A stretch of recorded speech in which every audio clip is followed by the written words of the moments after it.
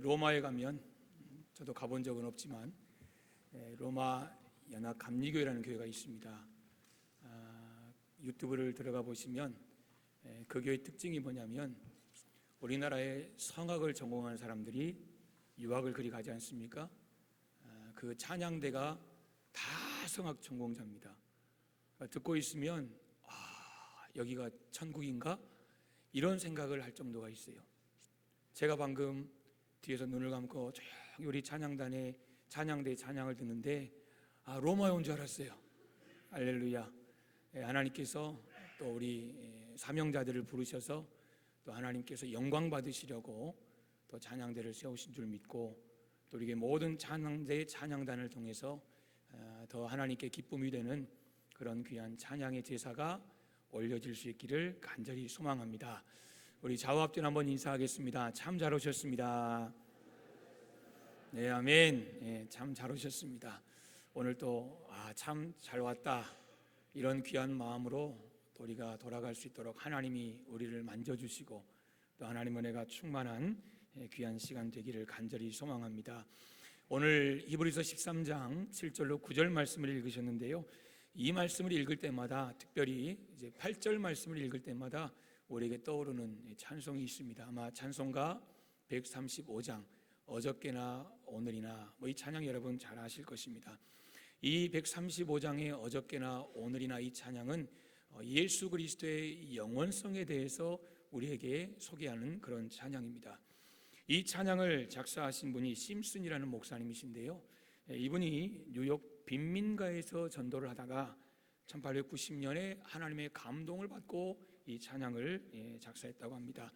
이분이 미국 뉴욕의 중심가에서 큰 목회를 하시던 중에 어느 날 뉴욕의 빈민가에 임시로 거주하고 있는 이탈리아인들의 그 지역에 복음을 전하고 갈 기회가 생겼답니다.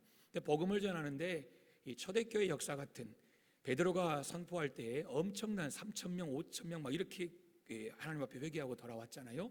근데 심슨 목사님이 복음을 전할 때 100여 명의 성도들이, 믿지 않는 자들이 하나님 앞으로 돌아오는 그런 기적을 경험했다는 거죠. 그런데 이 기적이 이 목사님에게는 엄청난 영적인 충격이 됐습니다.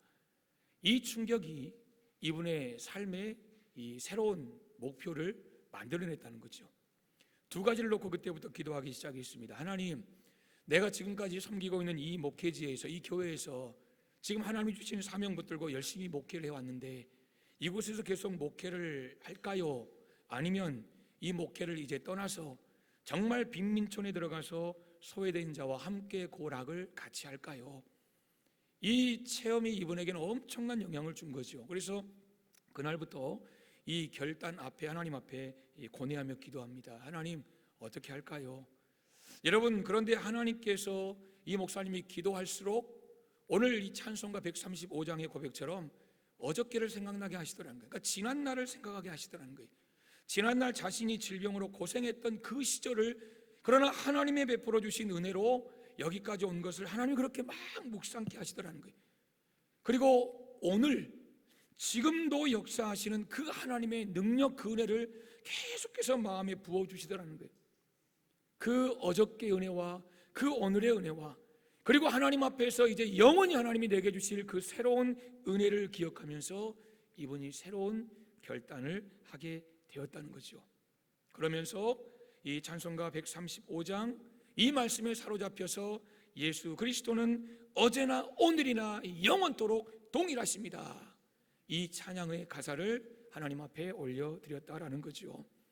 사랑하는 여러분, 그렇습니다. 히브리서 13장 8절의 말씀처럼, 그리고 이 심슨 목사님이 작곡한 이 135장의 가사처럼, 이 고백처럼 변하는 세상에서 변하지 않는 것은 길이요 진리요 생명이신 오직 예수 그리스도 뿐이십니다. 세상에 속한 것은 다 변합니다. 멀리 갈 것도 없이 우리의 삶을 잠깐 보면 우리의 삶에는 변수가 많습니다. 그런데 그 변수는 끊임없이 변합니다. 그리고 그것들이 변함에 따라서 우리의 삶도 변합니다. 우리의 형편도 바뀌고 우리의 마음도 바뀌고 우리의 삶도 바뀝니다. 어제는 그렇게 좋았던 것이 오늘은 쳐다보기도 싫어질 수 있습니다. 금방까지도 행복했던 마음이 갑자기 한없이 슬퍼지고 우울해지기도 합니다. 이렇게 변합니다. 세상도 변합니다. 세월 따라 강산도 변합니다. 우리 조상들이 그렇게 우선시하던 풍습도 변합니다. 인심도 다 변합니다. 심지어 기후도 변합니다. 여러분, 그러므로 그런 변화에 맞춰서 때로는 적응도 해야 되고 때로는 변화되는 것에 대응하는 것도 우리에게 필요하죠. 그런데 우리가 변화를 보면 사실 변하는 것은 그럴 필요가 있기 때문에 변하는 것이 참 많습니다. 예를 들면 이제 봄이 왔습니다. 이제 우리 이 패딩 여러분 뭐 잠바 두꺼운 거 있잖아요. 옛날에 파카, 제가 파카라고 했더니 어느 여집사님이 목사님 나이 많이 먹었다 그러더라고요. 요즘 파카라고 안 한대요. 패딩이라 그런대요. 하여튼 그래요. 여러분 봄이 왔어요. 이제 햇볕도 따뜻해요. 물론 아직은 좀 아침 저녁으로 좀 기온차가 있지만 여러분 이제 우리가 옷을 바꿔 입잖아요. 날이 따뜻해지면 두꺼웠던 옷을 벗고 이제는 좀 산뜻하고 좀 밝은 색상의 옷을 그렇게 바꿔 입습니다. 또 우리의 습관도 마찬가지예요. 나에게 좋지 않은 습관이 있다면 우리가 성장하고 성숙하기 위해서 내 행동도 바꿔갑니다. 그래야 우리가 사회 속에서 아름다운 관계, 아름다운 삶을, 건강한 삶을 살아갈 수 있기 때문이에요. 여러분, 이처럼 변하는 것은 온전하지 않기 때문이거나 때로는 더 좋아져야 할 필요가 있기 때문이라는 거죠. 때로는 내가 변하고 싶지 않아요. 나는 변하고 싶지 않은데 내가 내 스스로를 지켜낼 힘이 없는 거예요. 그러니까 타 의해에서 어쩔 수 없이 강요해서 변화되는, 바뀌는 그런 것도 있는 거죠. 무엇을 말씀드립니까? 여러분, 우리 인생이라는 것은 자이든 타이든 늘 바뀐다는 거예요. 늘 달라진다는 거예요. 늘 변화되고 있다는 거예요. 그런데 오늘 말씀해 보시면 예수 그리스도는 어제나 과거나 현재나 지금이나 미래 영원토록 동일하시다. 성경은 우리에게 그것을 말씀하는 거예요. 히브리서 13장을 보시면 신앙의 실천적인 열매를 강조합니다. 구역 공과를 보시면 이렇게 설명되어 있어요.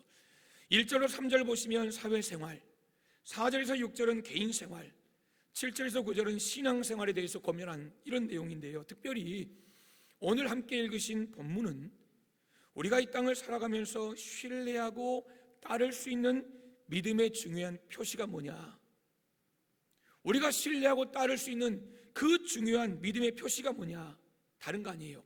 시작과 끝이 동일한 일관성이라는 거예요.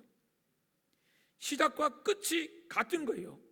변함이 없는 거예요. 오늘 설교 주제처럼 이 구역 공과의 제목처럼 일관됨. 여러분, 이것이 결국 우리가 신뢰하고 따를 수 있는 믿음의 중요한 표시가 된다라는 것입니다. 우리 예수 그리스도는 어제나 오늘이나 영원토록 동일하신 일관된 하나님이시라는 것입니다. 여러분, 그분은 변해야 할 필요가 없어요. 뭔가 부족하기 때문에 막 뭔가를 채워야 할 필요가 없는 분이세요. 우리처럼 환경의 변화에 따라 적응하느라고 바뀌어야 될 그런 분도 아니에요. 오히려 그분이 모든 것의 중심과 모든 것의 표준이 되시고 다른 모든 것이 그분에게 맞춰서 변화돼야 하는 거예요. 왜요? 그분은 완전하시니까. 그분은 완전하시니까.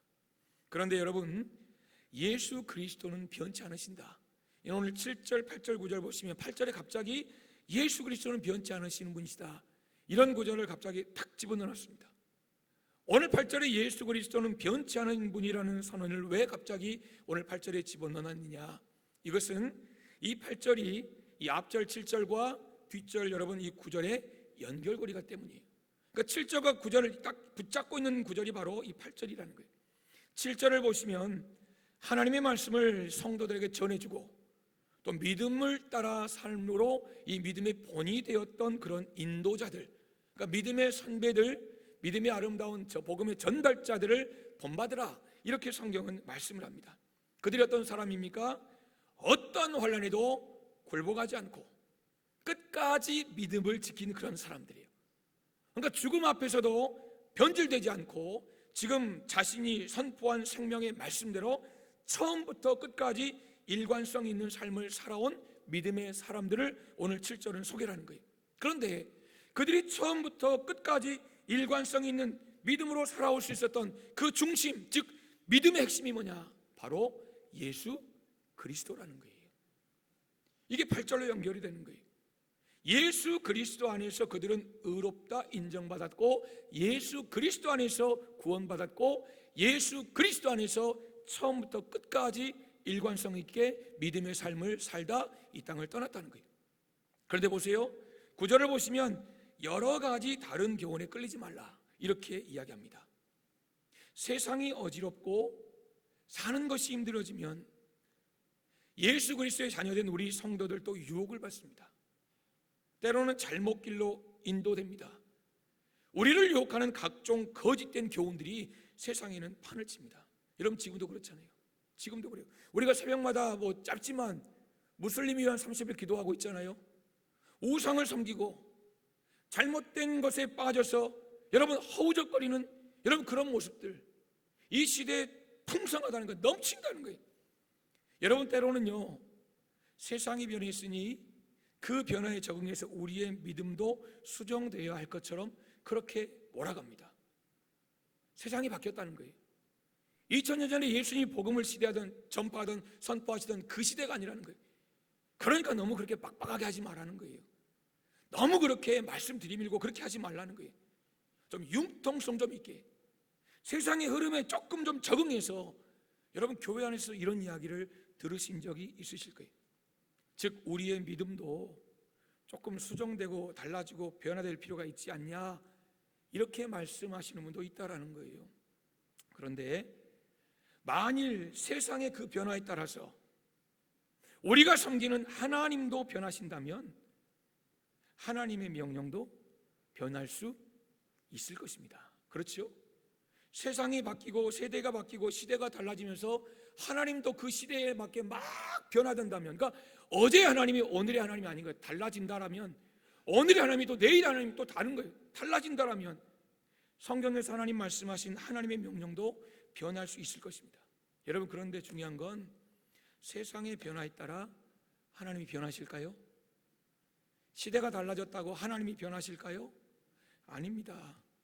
오늘 히브리서 기자는 그것을 말하고 싶은 거예요. 예수 그리스도는 어제나 오늘이나 영원토록 동일하신 분입니다.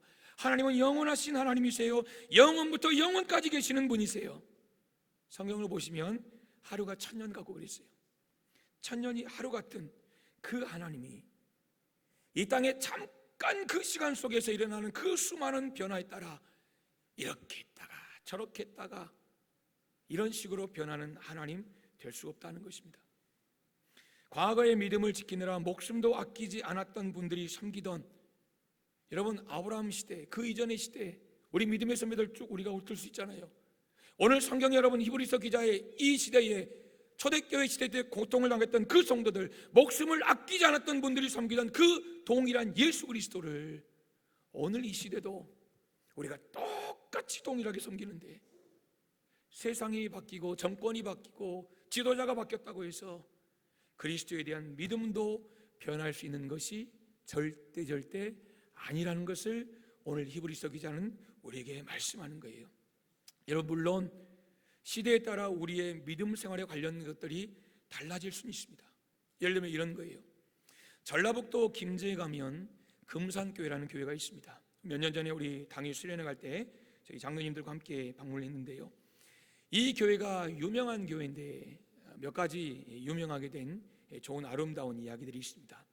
첫째는 이 교회 당시에 교회 성도였고, 그리고 그 지역 김제 이 지역 유지였던 부자였던 이 조덕삼이라는 분과 그리고 그의 가정에 17살의 모습으로 들어갔던 이 이자익이라는 모습에 얽힌 그런 참으로 아름다운 이야기입니다. 둘 다 교회를 다니고 주인도 다니고 그 다음에 이 종도 다니고, 그 당시에 선교사들은 야 이거 신분 이거 안 된다, 하나님 안에서는 모두가 하나다. 그래서 종과 주인이 한 교회를 섬기는 이제 그런 좀 당시에 시대적으로 좀 애매한 그런 상황이 이제 교회에 있었던 거죠. 여러분, 1907년에 이 금산교회에서 우리 교회에 이제 장로님을 세워야 되겠다. 그 장로 두 분을 선출했어요. 그런데 교회가 이제 문제가 생긴 거죠. 어떤 문제냐면 머스민 이자익이라는 분은 3분의 2 통과에 돼서 장로로 선출이 됐어요. 근데 주인이 떨어져 버렸네. 어떻게 되죠? 그게 모양새가 참 애매한 거예요. 분명히 집에서는 주인님 했는데 교회는 뭐라고 해요? 주인이 종에게 장로님, 이런 상황이 된 거예요. 그러니까 그때 시대적인 상황으로는 이해가 안 되는 그런 상황이죠. 그런데 교회들이 얼마나 걱정하겠어요. 그때 이 주인이었던 조덕삼이 발언권을 얻어서 이렇게 말합니다. 우리 금산교회 교인들은 참으로 훌륭한 일을 해냈습니다. 저희 집에서 일하는 이자익은 저보다 신앙 열의가 대단한 분입니다. 그리고 이렇게 말했어요. 한번 따라하겠습니다. 제가 잘 모시겠습니다. 여러분, 우리의 생각으로는 그 당시로는 이해가 안 되는 말이에요. 제가 종을 잘 섬기겠습니다. 제 모습 잘 섬기겠습니다. 교회가 은혜롭게 모든 게 정리가 됐어요. 그리고 3년 후에 주인 조덕삼도 장로가 됐습니다. 여러분, 이 주인 조덕삼이, 이 장로님이 자신의 모습인 이 이자익을 결혼시켰어요. 좋은 처자를 얻어다가 결혼을 시키고, 그리고 보니까 야, 정말 이 장로님 훌륭한 거예요. 주의 종을 만들기 위해서 평양 신학교를 보냅니다. 유학을 보낸 거예요. 돈 다 자기가 되고. 그리고 1915년에 금산교회 담임 목사님으로 모셔놔요. 여러분, 머슴으로 시작했거든요. 그런데 여러분, 이 아름다운 관계 보십시오. 분명히 머슴과 주인으로 시작했는데 후에는 장로님과 담임 목사님으로. 이 이자익이었던 이 이자익 목사님이 나중에 우리 교회 총회장도 하십니다. 참 훌륭하게, 참 위대하게 목회를 하셨죠. 그러니까 너무 귀한 분들이에요. 그리고 이 교회 자체가 너무 건강하고 아름다운 교회. 여러분, 그런데 이 금산교회는 한 가지 더 특별한 게 있습니다. 그게 뭐냐면 기역자교회, 기역자교회. 옛날에 그런 교회들이 있었잖아요. 근데 지금도 남아있어요. 물론 예배는 새롭게 지은 성전에서 드리지만 기역자교회예요. 그러니까 교인들이 들어오면 이쪽은 남성들, 이쪽은 여성들, 가운데 커튼을 딱 치고 누구만 볼 수 있어요? 목사님만 볼 수 있는 거예요. 서로 안에 누가 왔네 안 왔네 이 이성 간에는 확인이 안 되는 거예요. 그런 지금 교회가 여전히 남아있어요. 보존되고 있는 거죠. 물론 지금은 그렇게 예배 안 드려요. 그런데 여러분, 한번 생각해 보세요. 만약에 지금 우리 대성교회가 좀 전통적인 교회여서 가운데 커튼을 딱 치고 이쪽은 남자들, 이쪽은 여자들, 이런 식으로 예배를 드린다면 여러분, 이건 말이 되나요? 말이 되나요? 여러분, 말이 안 될 거예요. 지금 말씀드린 이 기역자 교회라는 것은 그 당시의 문화예요. 그 당시의 문화. 복음은요, 매 시대마다 문화라는 옷을 입습니다. 그러니까 옷을 입는 거예요, 여러분. 속을 바꾸는 게 아니에요. 문화라는 옷을 입어요. 그래서 시대와 장소에 따라 복음은 다른 문화의 옷을 입어요. 그러니까 2000년 전의 복음, 지금의 복음, 여러분, 알맹이는 똑같은 거예요. 알맹이는 똑같지만 그러나 다른 문화라는 옷을 입는 거예요. 무슨 말씀입니까? 복음 그 자체는 변할 수 없는 거예요. 믿음 그 자체는 영원히 동일하다는 거예요. 왜요? 그리스도께서 영원히 통일하시기 때문이에요. 만약 예수님이 어제 다르고 오늘 다르고 내일 다르고 우리 세대 다르고 우리 자녀들 세대 다르다면 우리의 믿음도 여러분 세대마다 달라져야 되는 거예요. 복음도 세대마다 달라져야 되는 거예요. 그러나 성경 보세요. 성경에 나오는 하나님, 우리가 섬기는 하나님, 여러분, 그분 동일하신 하나님 아닙니까? 근데 때로 우리는 다른 것 같아요. 구약에 나온 하나님과 신약에 나온 예수님과 지금 우리가 섬기는 하나님과 우리를 구원하신 예수님이 다른 것 같아요. 분명히 성경에는 하나님이 큰 능력도 행하시고 자기를 사랑하신 자들을 지키시고 돌보신다고 그렇게 약속하시고 그 사건이 정말 많은데 지금은 내가 기도해도 들으시지 않으시는 것 같고 그냥 모른다 하시는 것 같고 내가 이렇게 힘들고 고통스러운 가운데 있을 때 별로 관심이 없는 그런 하나님처럼 여긴다는 거죠. 옛날에는 사람들이 악을 행하면 바로 직결 심판이잖아요. 바로 하나님이 그러셨거든요. 그러니까 바로 잡으시는 거예요, 즉각적으로. 근데 요즘에는 말세야 말세. 세상이 여러분 그런 상황이고 세상이 악해져도 그냥 하나님이 내버려 두시는 것 같아요. 그냥 그렇게 두시는 것 같아요. 그래서 어떤 철학자, 니테라는 철학자는 그랬잖아요. 신이 죽어버렸다고. 신이 죽어버렸다는 거예요. 그렇게까지 말하잖아요. 여러분, 그러나 하나님은 변하지 않으시고 하나님은 죽지 않으십니다. 오늘 말씀처럼 하나님은 어제나 오늘이나 영원토록 동일하신 거예요. 다만 우리의 삶에서 우리가 그렇게 느낄 뿐이에요. 여기서 중요한 포인트가 이것입니다. 여러분, 느끼는 것과 사실은 매우 다릅니다. 그럴 수 있잖아요. 우리의 느낌과 실제 주어진 사실은 다를 수 있어요. 예를 들어 이스라엘 백성들이 애굽에서 400년 동안 노예 생활할 때요, 그들의 마음이 어땠냐면, 그들의 느낌이 어땠냐면, 아, 하나님 우리 버리셨다. 하나님 우리 버리셨다. 근데 실제로 버리셨나요? 아니요. 하나님의 때가 되지 않은 것뿐이에요. 하나님은 그들을 버리신 것이 아니었고 결국 모세를 보내셔서 하나님은 그들을 구원하셨어요. 선지자들이 끊어지고 하나님이 400년 동안 침묵하실 때도 그랬잖아요. 이게 신구약 중간사 아닙니까? 세례요한이 회개하라 천국이 가까웠다 이렇게 외치기 400년 그 암흑시대에도 여러분, 유대인들은 하나님이 그들을 잊어버린 것처럼 느꼈을 그때에도 하나님은 기다리셨어요. 뭘요? 하나님의 때를. 하나님의 때가 되니까 아들 메시아를, 침묵을 깨고 이 땅에 보내셨어요. 여러분, 우리는 그 하나님을 섬겨요. 우리의 느낌이나 상황에 속아서 마치 하나님이 변하신 것처럼 생각해서는 절대 안 돼요. 그런데 한 가지 더요. 우리의 구원의 문제에서도, 우리가 예수 믿고 구원받은 그 구원의 문제에서도 때로는 우리가 느끼는 것과 하나님께서 우리를 통해 행하신 그 사실에서 큰 차이를 느낄 때가 있다는 거죠. 한 가지 질문하겠습니다. 여러분, 우리가 구원받은 근거는 무엇입니까? 우리가 예수 그리스도를 통해 구원받은 근거가 무엇입니까? 믿음입니까? 여러분, 많은 분이 믿음을 우리의 근거로 생각합니다. 그래서 구원이 자주 흔들리는 거예요. 여러분, 여기서 오해하시면 안 돼요. 믿음이 필요 없다는 게 아니에요. 그럼 행위로 한다는 말이야. 뭔 말이야? 오해하시면 안 돼요. 이런 말이에요. 우리의 믿음이 근거가 아니라는 거예요. 근거는 그게 아니에요. 여러분, 우리의 믿음은 한결같지 않습니다. 생각해 보세요. 지금 여러분 젊을 때 막 타오르던 그 열정, 그 믿음 지금도 그대로인가요? 아니요. 그러면 꺼져볼 것 같은 그런 여러분 막 위태위태하신 분도 계실 것이고, 그 젊음의 때를, 그 믿음을, 열정을 회복하시려고 노력하시는 분도 계실 거예요. 무슨 이야기예요?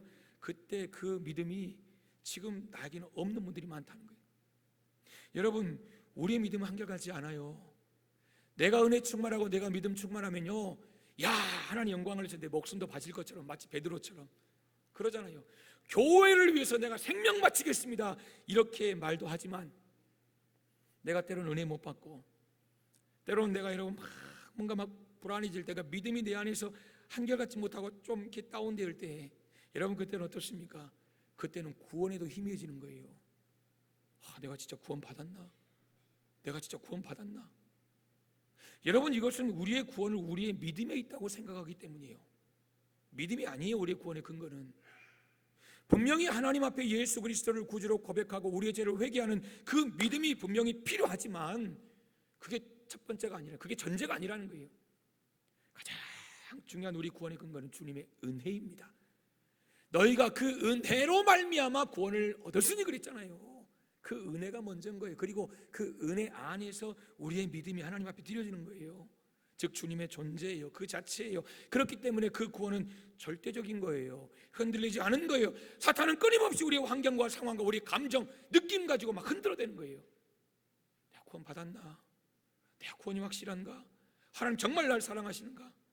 여러분, 그때 외쳐야 될 것이 사탄아 물러가래요. 사탄아 물러가라. 사탄아 물러가라. 사탄아 물러가라. 사랑하는 여러분, 구원은 우리 믿음에 의해 좌우되는 게 아니에요. 오늘 보세요. 구원의 근원 되시고 우리 구원의 기준 되시고 우리를 구원하신 예수 그리스도는 어제나 오늘이나 영원토록 동일하세요. 일관성이 있으시다는 거예요.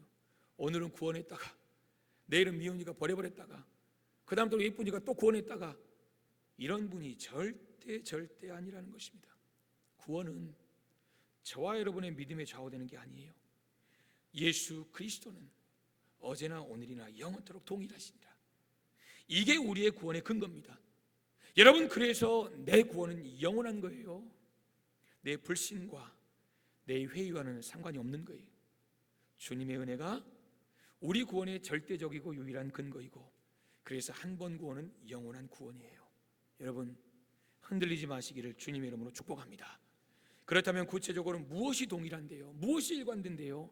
두 가지만 말씀드립니다. 첫째는 우리를 향하신 하나님의 사랑이에요. 우리를 향하신 하나님의 사랑.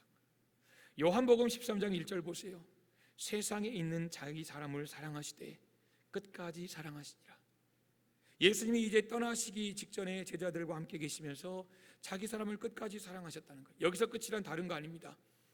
예수님이 3년 공생애 동안 제자들을 돌보실 때, 지금 죽음 앞에, 그리고 이제 부활하셔서 승천하시기 전 40일 동안 거하실 때에 그들을 끝까지 책임지셨다는 거예요. 근데 그것만이 아니에요. 끝까지라는 것은 2000년이 지난 저와 여러분, 그리고 앞으로 2000년이 더 지나서 4025년, 여러분 그때가 돼도 변함없이 모든 세대를 사랑하시겠다는 그 주님의 선포인 거예요.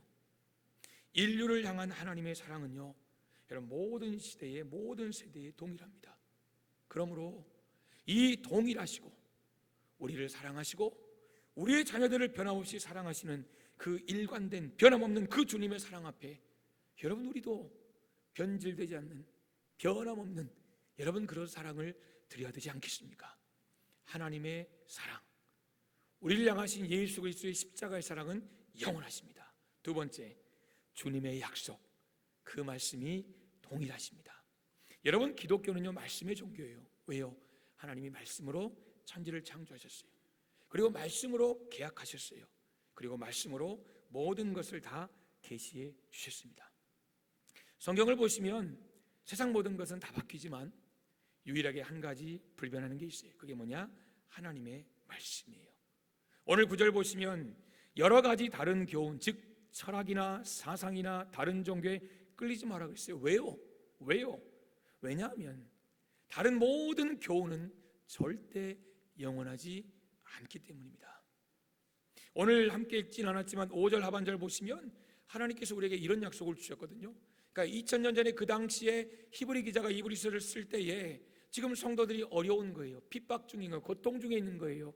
그러니까 모이기를 피하는 어떤 사람들처럼 하지 말고 더 모이세요. 이미 보셨잖아요. 그러면서 5절에 뭐라고 말했습니까? 내가 결코 너희를 버리지 아니하고 너희를 떠나지 아니하리라. 이게 하나님의 약속이에요. 고맙습니다. 같이 한번 읽을까요? 시작. 돈을 사랑하지 말고 그가 친히 말씀하시기를 내가 결코 너희를 버리지 아니하고 너희를 떠나지 아니하리라 하셨느니라. 아멘. 여러분, 이 말씀 믿으십니까? 하나님 나 버리지 않는다, 하나님 나 떠나지 않는다. 여러분가 이 말씀을 확신할 수 있으면요, 하나님 말씀이 정말 영원하다, 이 말씀 분명하다, 어제나 오늘이나 영원토록 이 말씀은 살아 역사한다라고 믿으면요, 우리가 어떤 고난 속에서도 믿음으로 승리할 수 있는 거예요. 우리가 이것을 찬송 370장으로 고백하잖아요.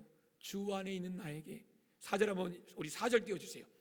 4절 우리 한번 보겠습니다. 4절 시작. 내 주와 맺은 언약, 믿음으로 고백합니다. 영불변하시니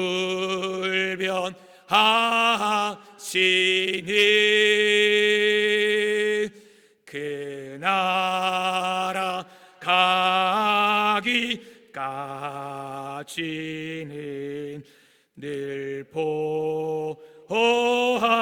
우리 다시 한번 고백합니다. 내 주와 맺은 언약은, 내 주와 맺은 언약은 영불변하시니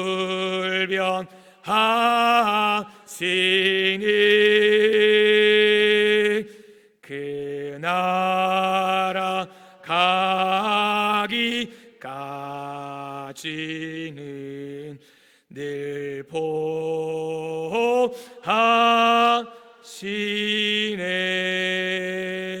아멘.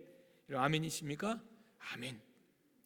주님이 나를 버리지 않겠다고 하신 이 약속은요, 오늘 어제나 오늘이나 영원히 동일하시다고 말씀하신 그 영원히 동일하신 그 주님의 존재만큼이나 영원하고 동일한 거예요. 여러분, 성경은 하나님의 약속입니다. 1.1획도 어김이 없습니다. 하나님 반드시 약속을 지키십니다. 우리가 그런 말 하잖아요. 나는 지금 죽어도 천국 간다. 뭐에 근거해서 그런 말씀하십니까? 나는 지금 죽어도 천국 간다. 여러분, 어떻게 그걸 고백하십니까? 성경이 말씀하잖아요. 예수 믿으면 구원받는다. 창세전에 하나님께서 우리를 자녀로 택하셨다. 성경에서 하나님께서 약속하셨기 때문에 우리는 그렇게 믿는 거예요. 그 약속이 영원하다를 믿기 때문에 우리가 그렇게 믿고 나아가는 거 아닙니까? 여러분, 주님의 약속은 일관돼요. 변함없는 거예요. 2000년 전에 그 말씀하셨던 그 몇천 년 더 전에 그 말씀을 하셔도 상관없는 거예요. 하나님이 한번 말씀하셨다면 여러분, 그 약속은 신실한 거예요. 그래서 하나님이 내가 돕는다고 하시면 반드시 도우시는 거예요. 반드시 도우시는 거예요.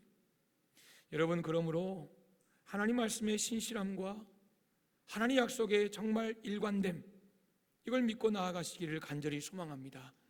여러분, 춘계 대신방을 지금 하고 있는데요, 가정별로 말씀 붙들었잖아요. 춘계 대신방용이 아닙니다. 춘계 대신방 끝나면 폐기처분.